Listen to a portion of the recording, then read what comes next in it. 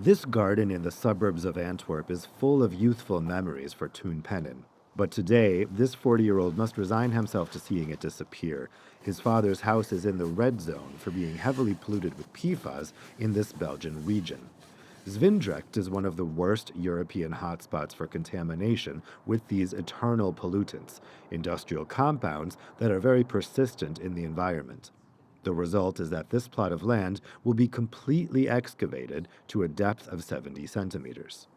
It's very difficult for the people to know why they have to do this, because it's such a big impact on their life. When people live here because they have a garden. That's one of the advantages you have if you live suburban. Their garden is their life, so it's very difficult to see that destroyed. It's going to be a burden for a lot of people.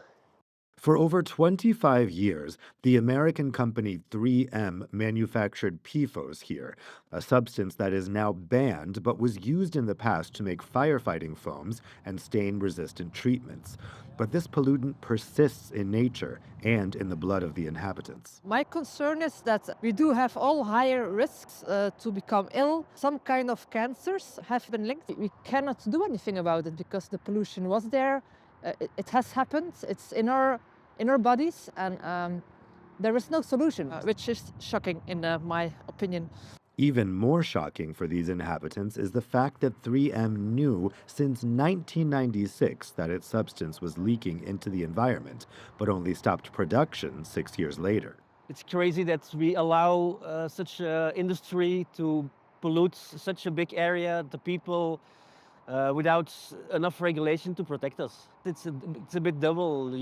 We fight against 3M, but we also fight against the government because their lack of control and actions.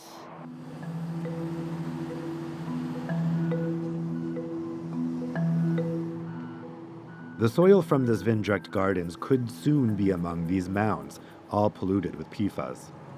Here we are at our storage site, where we have a capacity to treat 250,000 tons of soils each year. But more than twice that volume would have to be processed on the conveyor belts of this plant to hope to decontaminate the region. Not to mention that it's currently impossible to completely get rid of PFAS. These machines manage to separate the polluted soil into three elements: sand that can be recycled, clean stones, and this black paste, which is still very dangerous. From 1 ton of ingoing soil, we have about 10 to 15% of contaminated filter cakes that we need to send to the landfill. It's a minority fraction from the soil, but it's a fraction that we cannot recycle. There is no technological solution to remove the PFAS from. It's an expensive process which, according to the polluter pays principle, is the responsibility of the company at the origin of the contamination.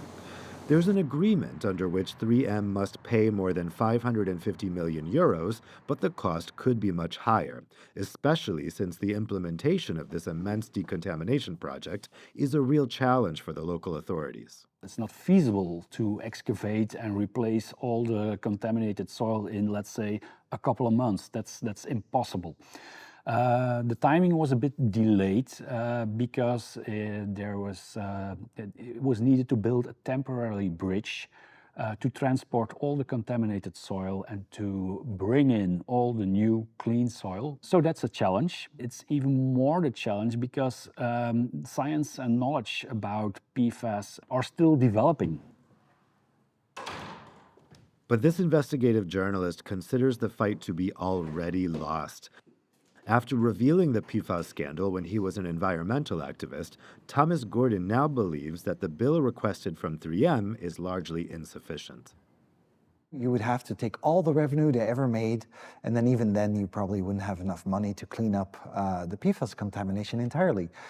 This gives you an idea that the discussion about decontamination is always a trade-off between how much money is available and how much risk are we willing to take. Most of the contamination will never be fixed.